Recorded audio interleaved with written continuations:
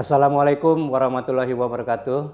Selamat sore, senang sekali saya Taufik Usman kembali menemani Anda dalam podcast kita kali ini di episode 206. Kita akan membahas mengenai satu persoalan yang menarik ya, bagaimana BPJS Ketenagakerjaan.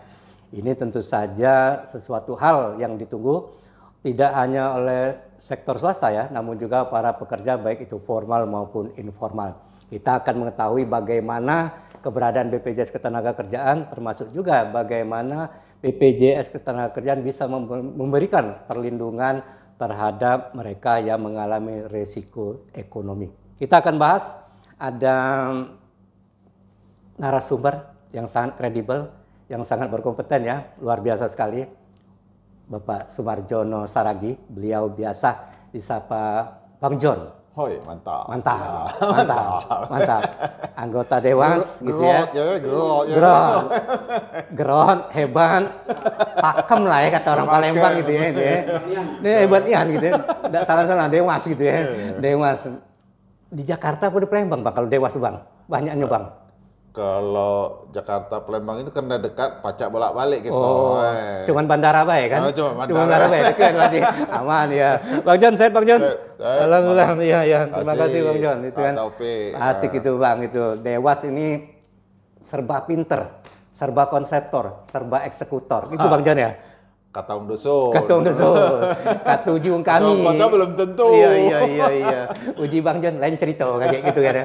Oke, kita Bang John, ini menarik sekali Bang John bagaimana BPJS Ketenagakerjaan Bang John ya. Tidak hanya katakanlah pekerja formal, namun juga pekerja informal pun ini memang sangat butuh terhadap BPJS Ketenagakerjaan. Karena ini juga bisa memberikan rasa aman kepada mereka ya setelah mengalami resiko ekonomi. Nah ini komentar Dewas Bang John terhadap soal BPJS Ketenagakerjaan terutama di Sumsel yang memang wilayah lama Anda, 30 tahun Anda di Palembang, Sumsel tentu sangat memahami karakteristik seperti itu. Komentar Anda Bang John? Ya, terima kasih Kak Taufik. Hello. Sumexco lover. Wah, ya. Ada Inggris-Inggrisnya. Ya. Setir kiri. Jadi ini Sumarjono Saragi tapi lah 32 tahun Palembang. Jadi hati dan pikiran kita lah Palembang nian gitu. Termasuk makanan gitu Palembang. Oh iya. Mak Galo. Jadi sekarang dipercaya menjadi Dewan Pengawas BPJS Ketenagakerjaan ya. BPJS Ketenagakerjaan bukan kesehatan. Ini yang sering campur aduk ini ganti-ganti. BPJS Ketenagakerjaan ini apa isinya adalah melindungi para pekerja. Baik pekerja di kantoran yang perusahaan maupun pekerja di ladang, di sawah, di pasar, di jalanan yang namanya itu pekerja informal atau bukan penerima upah. Jadi ini semua perlu dilindungi. Betul. Tapi yang menjadi tantangan kita sebagai Dewas itu bagaimana mendorong semua pekerja ini bukan hanya pekerja formal yang di perusahaan, pekerja informal khususnya. Kalau di perusahaan itu cak kita inilah dipotong nih gaji tiap bulan. Kan kantor gitu. Potong. Iya. Setuju tidak setuju lah dipotong. Iya. Tapi pekerja informal itu yang petani kita, apalagi Sumsel ini kan petani sawit, petani karet, petani kopi, sawah, kelapa, seterusnya, nelayan. Ini pedagang cupukan Bang John. Jadi bagaimana melindungi mereka? Dan masih banyak yang belum terlindungi. Ya. Memang ada upaya-upaya pemerintah melalui APBD, tapi kan APBD juga tidak bisa mengcover, kecil. Apa udah menipis katanya, banyak dipotong dari pusat juga APBD. Banyak peruntukan. APBD juga. Inilah tantangan kita. Jadi sebagai Dewas, saya sangat melihat ini perlu ada terobosan katanya gitu. Terobosan itu seperti apa gitu Bang John untuk mengcover yang non formal tadi ya? Karena mereka butuh juga perlindungan gitu kan Bang John? Betul. Terobosan yang paling ideal itu negara melindungi gitu. Sediakan iuran lindungilah mereka. Seperti di kesehatan itu pekerja masyarakat yang susah itu kan dibayarin negara kan? Betul, subsidi ya. Ketenagakerjaan, BPJS Ketenagakerjaan harusnya juga begitu. Karena itu amanat undang-undang. Fakir miskin, orang susah dilindungi negara. Kata undang-undang. Kata undang-undang. Bukan Tapi- kata kita. Kata kita. Bukan kata kita gitu. Tapi kalau negara KTSN, mana? Kebutuhan untuk perlindungan jaminan sosial ketenagakerjaan itu menghindari kecelakaan kematian kan nggak bisa ditunda. Oleh karena itu makanya tadi perlu terobosan. Oke. Terobosan apa kan itu? Iya, Kan? pertanyaannya Oke. kan. Ya salah satunya ya kita yang ada sedikit isi dompet bantulah pembantu kita di rumah, tukang parkir atau tukang sampah yang di dekat rumah kita, para pedagang-pedagang jual sayur, atau secara gotong royong misalnya kelompok arisan, kelompok marga, kelompok dari satu dusun, kumpul dana bantu, atau kalau di perusahaan itu ada istilahnya CSR gitu kan. Iya, iya. Jadi macam-macam lah intinya. Intinya itu semua harus dilakukan secara gotong royong. Walaupun tantangannya lebih berat Bang John, karena sporadis saya sukarela kan. Ah, Belum ada tercover secara formal kan seperti Bang John. Itu lagi tantangannya. Tantangannya gitu kan. Walaupun ada niat kita, uang ini ada di mana-mana. Makanya tidak ada cara tunggal. Artinya harus ini untuk yang begini, ini untuk begini. Iya. Makanya kalau salah satunya, kalau di petani, khususnya petani sawit, Iya, ya gitu iya. kan, di situ kan ada kelompok-kelompok, berarti pendekatan kelompok. Oh. Petani kopi, kalau di Oku Selatan sana banyak koperasi yang sudah Iya, iya. menjadi wadah mereka, pendekatannya kooperasinya petani kopi. Nah, kira-kira gitu terobosan-terobosan. Atau regulasinya Bang John yang kita kencengin gitu. Karena kan kalau regulasi berlaku kan otomatis kan kewajiban, bukan lagi sukarela kan sifatnya gitu Bang John. Regulasi satu hal, tapi realisasinya kalau KTSN lah kan gitu kan. Iya, iya. Gitu. Balik ke Regulasi udah berjilid-jilid nih. Iya, iya. Tapi menjalankannya ini perlu apa? Amunisi, Betul. organisasi. Betul, betul. Ah, kan Banyak, gitu. banyak gitu Banyak. aspek ya, banyak ya. Ya, Bang John, kembali lagi ke pasar informal ini kan pasar yang Pekerja jumlahnya informal pekerja lah ya. informal yang Contoh di pasar. pasar ya. Nggak usah jauh-jauh, pasar 16 be. Nah, Yang tukang muat ke Beruntung. jukung-jukung itu, nah beruntung apa namanya? dan jumlahnya pasti besar Bang John ya. Banyak lah. Kan di Indonesia ini katanya pekerja informal itu lebih banyak daripada kita di kantoran ini. Betul, betul. Mungkin kita 40% saja, 65% itu pekerja informal. Mungkin lebih. Betul, betul. Untuk mendongkrak itu Bang John, BPJS Ketenagakerjaan defend atau sebenarnya ada upaya lain yang dilakukan oleh kita gitu Bang John. Nah, itu contohnya kita baru pulang nih sebelum kita tapping ini, kita baru pulang dari pasar ini. Oke. Ketemu Direktur PD Pasar. Bagaimana kita melindungi para pedagang pasar, orang yang begawe di pasar, orang yang jualan di pasar. Semua itu kan pedagang-pedagang yang hasilnya harian, Betul, betul. tidak terima upah, artinya hasil dewek. Betul. Dan mereka itu menyebar. Mm-mm. Oleh karena itu kita harapkan PD Pasar itu mencari cara gitu ya. Oke. Melindungi para pedagang pasar aja. Ini model-model yang harus kita istilah Inggrisnya itu customize. Wah, gitu. Artinya diciptakanlah modelnya gitu. Polanya seperti itu. Polanya seperti itu. Pedagang pasar mah ini dekatin, oke. Mungkin di sana ada kelompok-kelompok pedagang ikan, siapa situ pentolannya, ya udah melalui dia kumpulkan. Artinya lebih ke pendekatan secara personal gitu Bang Iya, John. personal dan sifatnya per karakter masyarakat atau kelompok yang kita dekatin. Gitu. Itu berarti penerapan lapangannya konkretnya tidak tergeneralisir secara formal Bang John ya. Artinya bisa saja misalnya di wilayah Sumsel kita atau di Palembang pendekatannya banyak ke pihak ini. Di wilayah lain mungkin tidak terlalu respon seperti itu Bang John ya. Tergantung dari pendekatan artinya gitu kan. Salah satunya itu. Tantangan berikutnya kan BPJS Ketenagakerjaan ini kantornya kan di ibu kota kabupaten. Bahkan satu kantor melayani 2-3 kabupaten. Iya, iya. Kan tidak mungkin dia pergi ke dusun. Betul, betul. Lah jauh biayanya mahal. Iya, uang sepi pulau. SMP pulau Iya. yang nak diikuti cuma 16.800. Yang itu dua paket itu. Bayar hasil 500 seminggu. Betul. Nah, biaya sudah Operasional gitu ya. 500. Wah, iya, iya. Nggak masuk. Tidak masuk Nggak itu. masuk. Besar Palembangnya apa itu? Betul, betul. besar pengeluaran ya.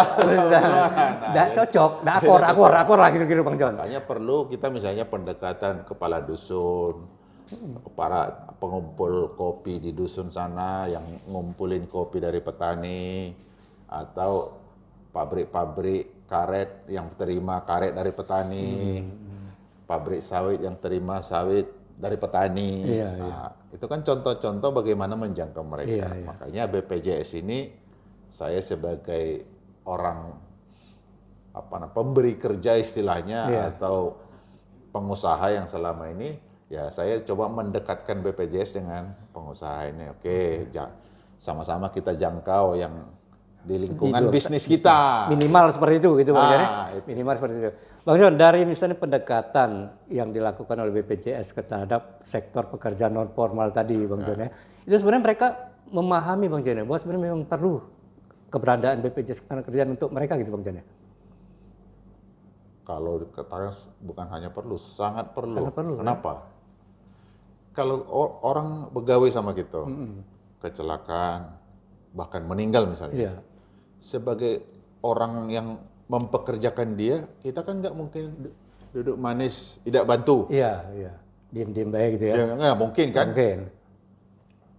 Dan kalaupun kita bantu, seberapa besar sih kita bisa bantu? Pasti terbatas. Iya. Oleh karena itu kita dorong orang-orang yang mempekerjakan orang ini, masukkanlah dia ke BPJS Ketenagakerjaan. Biar tercover seperti itu. Kalau terjadi apa-apa, ada jaminan kecelakaan kerja. Kalau lagi ngantar barang ke Jukung sana jatuh, kecebur kaki kena betul kecelakaan kerja di cover. Kalau bukan toke lah, pemberi kerja, oke lah tetap bantu, tapi seberapa besar sampai seberapa lama? Kalau apalagi parah, betul, misalnya. perlu penanganan dan biaya besar gitu Bang John ya. Atau lebih fatal, terjadi meninggal. Oke, yang mempekerjakan dia mungkin tetap bantu, tapi seberapa besar dan seberapa panjang? Tapi asuransi BPJS Ketenagakerjaan dengan hanya 16.800 sudah bisa ya. Terlindungi kecelakaan kerja. Kalau meninggal ada uang duka 48 juta. Anaknya ditanggung beasiswa sampai kuliah 2 orang. Perguruan tinggi ya. Coba. Hebat. Ada nggak si pemberi kerja? Oke lah aku tanggung anak kamu nanti sampai mungkin ada mungkin. Tapi kan kasuistik dan tidak mungkin bisa banyak gitu kan Bang John. Banyak kan. Dengan 16.800 kalau saya mempekerjakan uang udah terjadi apa-apa udah saya bayar 16.800 ternyata terjadi seperti cerita tadi. Ya sudah mungkin saya tetap bantu tambahan tapi kan nggak perlu terbeban lagi yang beasiswa lah, uang duka lah gitu. Yang ini yang pasti kan membackup mereka supaya mereka bisa tenang dalam bekerja kan Bang John seperti itu. Bang John, ini seperti yang Anda jelaskan tadi Bang John. Hak mereka sama Bang John ya. Pekerja non formal dengan peserta BPJS Ketenagakerjaan yang sektor formal. Sama Bang John ya. Hak mereka. Secara hak tergantung program yang diikutin. Oke. Kan program di BPJS Ketenagakerjaan itu ada 5. Kecelakaan kerja, kematian, jaminan hari tua. Kalau lah tua, ada tidak buntu Iya. Unak ngopi aman misalnya gitu kan ya. Cuman jangan yang mahal gitu kan ya. Ada jaminan pensiun. Iya. Udah tua, jangan pula kita sarung. Betul. Paling tidak jadilah untuk beli beras. Kan. Ngurangi kasbon di warung. Nah kira-kira itu lah. Jangan kasbon terus gitu kan. Terus ada jaminan kehilangan pekerjaan. Oke, ini mungkin terlalu ideal. Tapi paling tidak 2 kecelakaan kerja, kematian. Itu pun sudah sangat membantu masyarakat, saudara kita yang miskin. Tiba-tiba meninggal dapat 48 juta, dapat dari langit itu bagi saudara kita yang sangat miskin. Dari mana kalau nggak ikut dia misalnya asuransi. Tiba-tiba dikasih uang duka sama ahli warisnya. Terus anaknya 2 orang sampai kuliah ditanggung. Ini kan program yang sangat bagus dari negara, tapi belum tersampaikan. Nah, ini tugas kita nih, tugas Kak Taufik ini, tugas Sumek ini. Cak Mahmud, Rapi ya. Bukan tugas aku, Cuman Bang John lebih besar, dewas soalnya. Ya makanya Pengaruhnya makanya gitu kan. coba aku Kita wakil gitu kan. makanya coba aku salurkan Iya, gitu. Berbagi beban gitu kira-kira gitu. Iya, Bang John, kalau kita flashback Bang John, dulu pemerintah punya program sekolah gratis. Ya. Punya juga pelayanan hukum gratis. Ya. Nah, ini kan sebenarnya bisa diterapkan oleh pemerintah Bang John ya. Misalnya oleh pemerintah provinsi, kabupaten, kota, misalnya dalam artian BPJS Ketenagakerjaan untuk yang sektor informal tadi Bang John ya sebenarnya. Sudah ya. Tapi seberapa banyak Nah, daya serapnya kan. kemampuan dari anggaran pemerintah. Kita tahulah sekarang kan situasi begini, kemudian pemerintah juga banyak mengurangi alokasi ke daerah, efisiensi macam-macam kan. Makanya saya bilang tadi kan kebutuhan jaminan sosial tidak bisa ditunda, tapi KTSN mau caranya? Gotong royong. Kepedulian bersama. Nah, itu yang anunya gitu kan ya. Oke, tapi itu bisa diterapkan tantangan dari BPJS Ketenagakerjaan Bang Jan ya? Ya kita harus. Walaupun sama-sama tadi berpikir gitu ya, sama-sama berpikir ya Bang Jan. Ide kita kan kalau semua kita ini mau melakukan gotong royong, selesai urusan negara ini. Iya. Cuman tugas kita bagaimana supaya semua gitu. Bahu-membahu seperti itu gitu ya. Bang John, ada juga tadi layanan tambahan peserta BPJS. Ini kan menarik juga. Karena kita berbicara masalah masyarakat kecil, itu juga kan mereka butuh kadang-kala hak-hak yang normatif perumahan seperti itu. Nah ini juga salah satu bentuk pelayanan plus yang dilakukan oleh BPJS Ketenagakerjaan Bang John ya. Itulah menurut pembuat undang-undang BPJS ini, kata dia pernah ada satu kesempatan, undang-undang BPJS ini adalah undang-undang pencipta peradaban baru di negara kita. Manfaatnya besar, programnya bagus. Tadi salah satu program yang tentang pekerja informal yang kematian dan siswa tadi. Terus Kak Taufik tanya tadi manfaat lain tambahan namanya untuk perumahan. Itu ada, tapi memang ada syaratnya harus menjadi peserta ini. Artinya kalau ini semua orang ikutin sesuai dengan kemampuannya, di level ini sudah bagus.